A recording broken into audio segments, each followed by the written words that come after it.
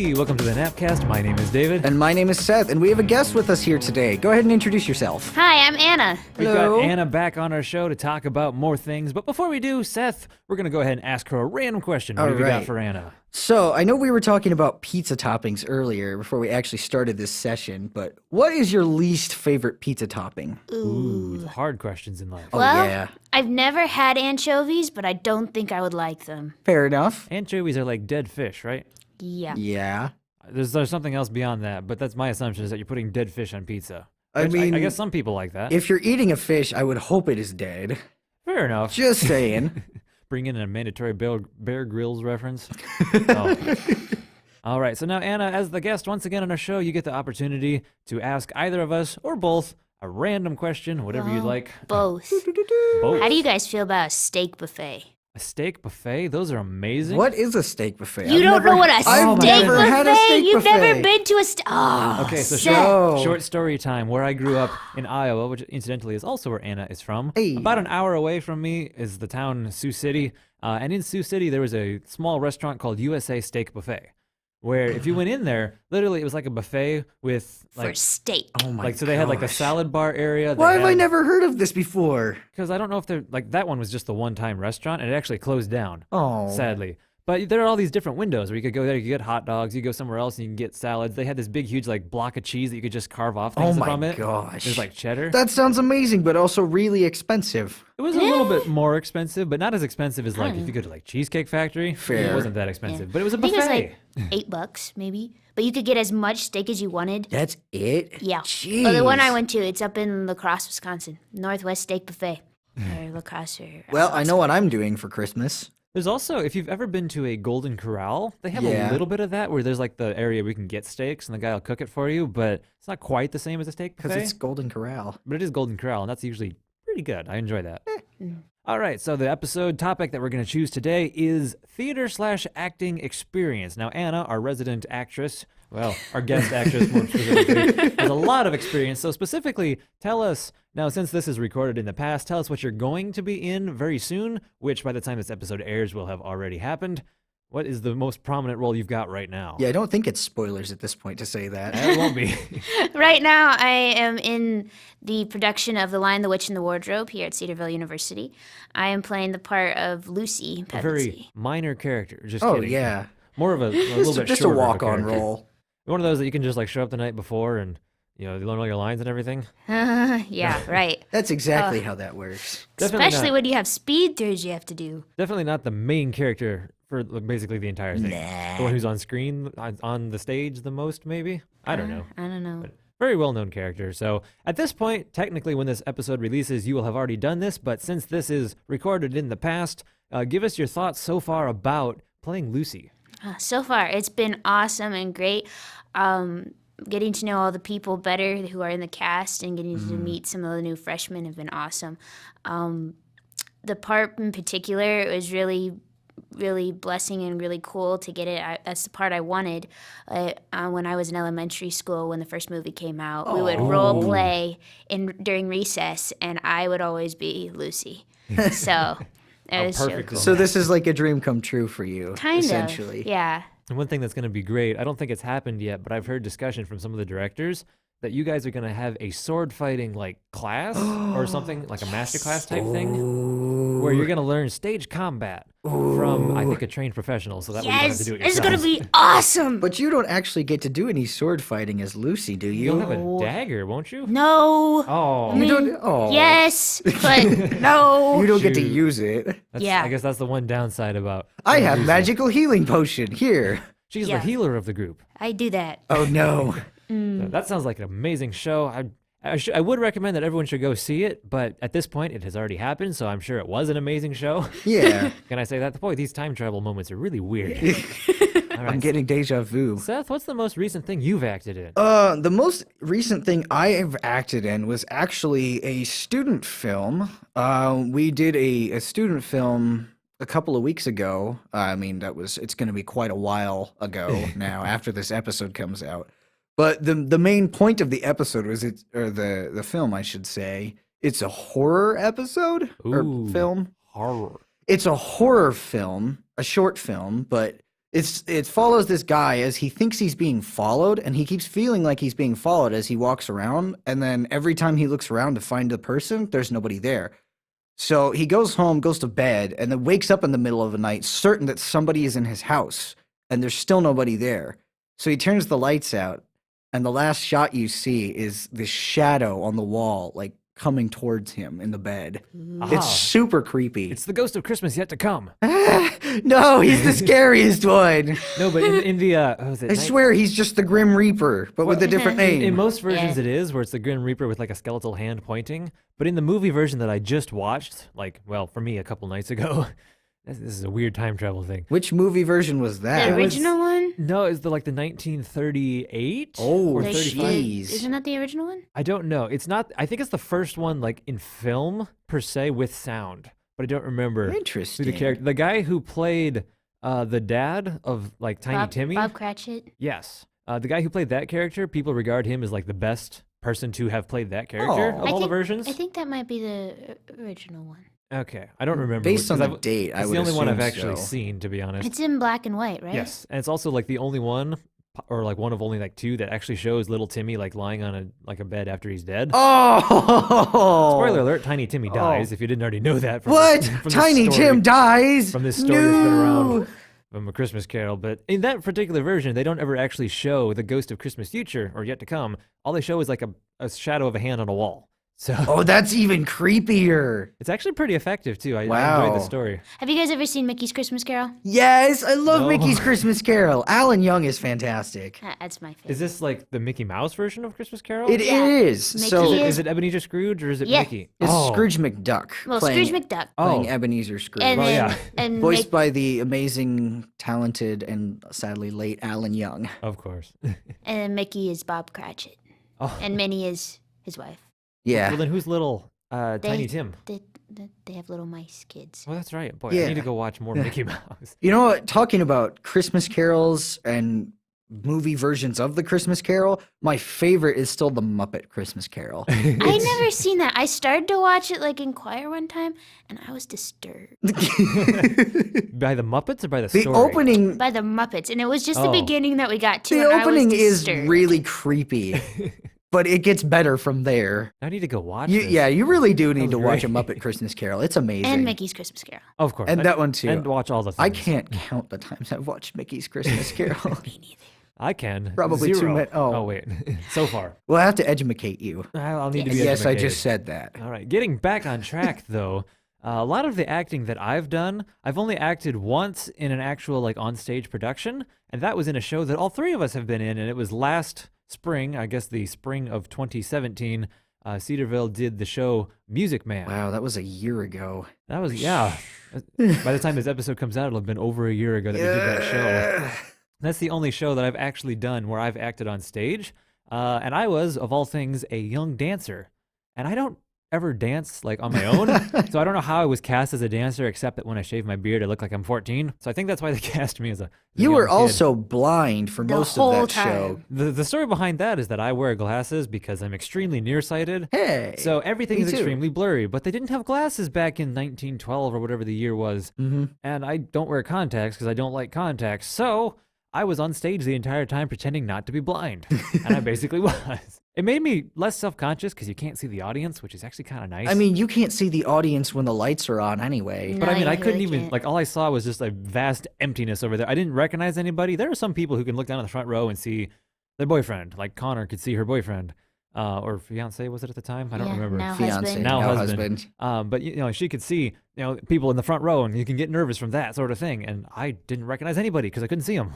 Yeah, great. In case you're wondering, for the listeners at home, Connor played Zanita, the mayor's daughter. And she did really well. She did do really well. She managed to pull it off. It was a fun show. It was a and fantastic Seth, show. if I recall, you were the lead in that show, right? Yeah, I was totally Harold. No, I wasn't. I had the second line in the play. Ooh, and I had like the very third, I think. Yeah. technically. You were the old grumpy salesman. No, that's not right. Well, if you're familiar with the Music Man at all, there's a song at the very beginning when the salesmen are all on the train talking about Harold Hill, the lead character. I was the one that started that song on the train. So And I that's was the one who actually continued the song. So the two of us built up speed, and then other people took Yeah, over. David kind of responded to my first couple of lines, and then other people jumped in, and the song took off. And that, incidentally, is where Seth and I actually got to know each other, is through that, Aww. of all things. But then also, besides a bunch of people, like all the teens also played salesman. I was a salesman there. I was the one dealing cards. And quick side note for that, Anna is the one who showed me how to try to deal cards without having to use a table to shuffle. I had to do it super slowly because I'm bad at it, so I just made it look like I was being super thoughtful rather than actually trying to deal cards quickly. So it looked like I was distracted the whole time rather than because I just can't deal quickly. So not only did all of the teens play salesmen, but then a bunch of other people that were like elder folks in the town or like uncles or dads or things like that that didn't have any prominent parts specifically in the town were also salesmen. Except for, I think Remy was on the train and he was Marcellus. Yeah. Or was he supposed to be on the train? No, he wasn't. Remy was on the train. He just had a Was- newspaper in front of his face. Oh, I think that's he why. was He was salesman. just- His character on the train was salesman 8, I think. So he was kind of like a filler person. Yeah, I he think had so. like 2 lines in the entire thing, and that was deliberate so that people wouldn't be able to recognize him later when he was Yeah. on stage as Marcellus. That show, by the way, was set in Iowa, which was a special place for me because I grew up in Iowa. Anna grew up in Iowa. Seth has never been there. No. No. Seth. We did have an actual Iowan in the show, though, which made me kind of happy. I didn't have a very prominent role because I was a little teen dancer who pretended to know how to dance. But I was an Iowan. Hey, you And then guys pulled it off. And then the other Iowan that was involved with the show, like she wasn't in the cast, but she was running the flies, like doing stuff like that, was Anna. Yep. Of all people. Hey. So Anna was in the show. So, Anna, have you done any like choreography or dancing on stage for a production before? Yes, I have, but not quite as intense as what they did at the Music Man. Fair enough. Admittedly, that was pretty intense. Yeah. Another thing that we were mentioning earlier is that one thing I can't do when I act on stage is stage accents or different dialogues or things like that. However, I happen to know that both Anna and Seth are really good at doing a bunch of different types of accents. Wait, whatever do you mean? Exactly I have no that. idea what he's talking about, mate. I don't know. And this is the part where I just sit back and let them talk to each other. And let's go Australian first. I can't. I don't think I can do Oh, Australian. why you make me do this? I really don't like it. You must know that I by didn't know. now. Can I do that? Is that right? The only It's thing I like can say is Cockney, but goodbye, if Mike. A little. So the thing about Australian accent is it's very similar to Cockney, but you got to shove all the sound up through your nose. Ew, it's a little bit more like. It's a lot more nasally. little- It's a lot more on the back of your mouth. The only thing I can do man. with Australian is if you say the word good, and then the word I, and then Good the word eye. might. Good Die, eye, mate. mate. Good eye might. That's the only thing I can do. That was like a Tumblr post or something where it spelled it all out for me. I was like, yes, I can finally sound Australian. That's the only thing I can do. Well, the key to doing accents of any kind is you have to know how to make the sounds in your mouth and how to shape the sound as it's coming out of your mouth. Just a very. There's my little lesson for the day. What other accents can you do, Seth? You could do Italian. You could do. Oh, Russian. let's see. Russian was in Russian, I can do Russian. It is not very hard. That just reminds me of the Henry Stickmin games. All those like stealing the diamond and everything. This Like the one game's that's, on Newgrounds from like 10 years ago. well, some of them are more recent. Like there's one. Yeah, a Like the little most bit, recent one but- was fleeing the complex, and that's where we've got the infamous Henry Stickmin. Except I can't do the Henry accent. Stickmin. But everything was just like a half attempt, like a fake. Like he was sort of trying to do Russian, but not really. So it sounds kind of Russian, but it's still pretty bad. Well, that's the thing about dialects and stage accents and whatnot. You don't need to try as hard as you think you do. Oh well. That is very 'Cause true. there's one of the things that my dialect coach told me when I was taking classes for it was that you need to know how to make the sounds. So when you're learning the dialect or the accent for the first time, you go all out, you exaggerate like crazy, Everything. and then you pull it back because you know how to make the sounds, and then you can work on making it sound believable. Oh, as That's opposed to very having a super true. thick accent. Because most people don't have super thick accents No. unless Most people they're don't. No, not at natively all. from their country and have lived there for generations or something. And even then, sometimes people don't have that thick accent that you always think of when I say, like, Italian, for example. The only words I could do in Italian is "It's me, Mario. Let's have some lasagna." Oh wait, no. The thing about Italian is it's very fast. You have to gesture And I'm with not one even hand. doing it right. There's a specific hand gesture you do always when you're doing Italian. Italian, in my mind, Italian is one of the happiest accents you can do because it's almost impossible to sound grumpy in an Italian accent. Well, with that being said, I have a challenge for you, Seth. Can you be as angry as possible as an Italian? Hey, what do you mean I am angry? I am never angry, even when your cat ran over my tree. I mean, the tree... This is what happens when I have to improv. I don't know what to say. When my cat ran over your tree. I was going to say when you ran over my cat, but that's not the words that came out, and now I'm all flustered. When I ran over your cat with a tree. And, Wait, and the also the cat dish ran ran over away the with the spoon, and the cow jumped over the moon. And the little dog laughed or something like See that. such a sight, and yeah. I need responsibility, man.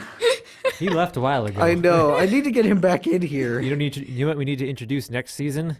His main arch His rivals, nemesis. the stop motion men, who Bum, fight him in bum, stop motion. bum. Hopefully, we can bring that into season 2. We'll see. I don't know what we're gonna do with that, but Oh, so boy. jumping back into stage dialects and acting on stage, with my very limited experience, Anna, I know you've done some other things. I want to say that you've even done the role of, was it the Artful Dodger? No, I didn't actually do that role. Oh, but you were showing me the accent. A I while back. was showing the accent. So, you see, I tried out for the Artful Dodger, but instead of getting the part, I got the part of Bet. Oh. And Bet didn't have any lines, so I memorized the entire show and filled in for the Artful Dodger when the guy wasn't there, 'Cause why and not? for a bunch of other people. I mean, if I'm in a show and I have no lines, that's the least I can do is just memorize everyone else's, right? Why not? So for those of us not familiar, the Artful Dodger is a character in a play, or is that the name of the play? It's a character in the play of Oliver. If you know the Oliver story, Twist. Oliver Gotcha. Twist. It's the little boy that's the master pickpocket for the really old guy. Gotcha. I knew that Fagin. sounded familiar, but I couldn't place it. Yeah. The Artful Dodger is the guy who sings the song "Consider Yourself at Home," except with the actual accent rather than me trying Consider to- yourself at home. There we go. Consider yourself part of the furniture. Furniture? There. Yeah. Yeah. that's Okay, what oh, that's one of I the lines. I was wanted thinking lines. family, but he has a whole bunch of I lines. skipped ahead. So, Fair enough. so his actual name is Jack Dawkins, but he's more known among his more intimate friends as the Artful Dodger. But he doesn't actually have any more intimate friends, so he just He just calls himself Dodger. everybody calls him the Artful Dodger, a Dodger, like Fagin. Fagin pretty much just calls him Dodger. Fair enough. And in the movie version, I think the Artful Dodger, like whenever he's on screen, they always have it perfectly choreographed that he's just stealing everything, and it's so perfect. I do have I some mean, that complaints, sounds like something a thief would do. but it's so perfect how they time it that he just always ends up stealing things and no one happens to notice, or it's like always between someone's legs or His something. sneak stat must be really high. Yeah. Bringing a D&D reference here. He must be a rogue. Hey, He uses arcane magic to trick people so he can. hey, you didn't take that skill tree, I even though I didn't. told you should have. I don't know how to use spells. Okay. It's not that hard. No, I was in the pit orchestra when my high school did the show Oliver. So we had, I forget her name, Katie, somebody was playing Oliver because you have to have a much higher voice, and no one in high school has that high of a voice still as a guy. And then we had another, No, I think her imagine name was not. Jenna, playing the Artful Dodger. And I was playing first violin, so like I had all the violin solos and everything. I've never heard of him. Yeah, Does he come up in Act 2? He's never on stage, but he shows up Oh. in so many different like musicals that it's astonishing that you haven't heard of him. Interesting. Like there's first violin. Some shows also have a guy named second violin, but more often than not, Are they brothers? They don't have to be. Sometimes they can be. I mean, they don't even have to be male. Some of them can be female. I've been in shows where I've played the role of first violin. There's not a second violin. I've been in shows where I've played the role of first violin, and there were 6 violins. So at some point they kind of become redundant, just more Man. so to make the part louder, if that makes sense. It all depends on like first violin usually shows up in the orchestra. I need to meet this violin clan. I am one of the proud members of the violin clan. Hey! And one of the shows I did, this one I was not actually playing first violin. I was playing the role of I think one of the third or fourth violins or something like that, playing the second part. But the first violin actually goes out on stage, like kind of like dressed in all black, I think. But Fiddler? yes, it's Fiddler on the Roof. I was gonna make yeah, that be the reveal. that but sounds like something that would happen in Fiddler. So the fiddler comes out at the very beginning, and then Tevye comes out and says, "A fiddler on the roof. What do you know?" Or whatever his line is. And then she shows up, or he shows up again at the very end as well to play the same theme. And I never actually played that on stage, though I did fill in the one night that our first violin was not there. So then I played the part from the pit orchestra, but it wasn't on stage. So I've played that part before. I've played Cool. fiddler. So Fun. I've been the role of first or sometimes second violin in 7 or 8 shows wow. now, including I also did Music Man back in Iowa, back with my my town while I was in high school, so I was already familiar with the show. So it's not a very well-known part. Most people don't know of first violin, but other similar roles include oboe, the guy who plays clarinet or flute or saxophone or all of the above, not at the same time though. Usually there's a drummer of sorts. That would be impressive. Some trumpet players, some flute players, things like that. At this point, they just sound a lot like musicians. Most of them are, but they're crazy enough to show up to a lot of rehearsals. So Fair enough. it's a very eccentric part, if you ask me. All right. We're going to go ahead and wrap up this episode here. So, Yep. Anna, you are also a singer. So, if you want to just go ahead and hum a note and then you can sing. How about we do it this way, Seth? Anna's going to sing goodbye, and we're going to try to harmonize as quickly as we can with whatever note she hits. All right. We have no idea what this is going to be. Goodbye. You went so pitchy at the end.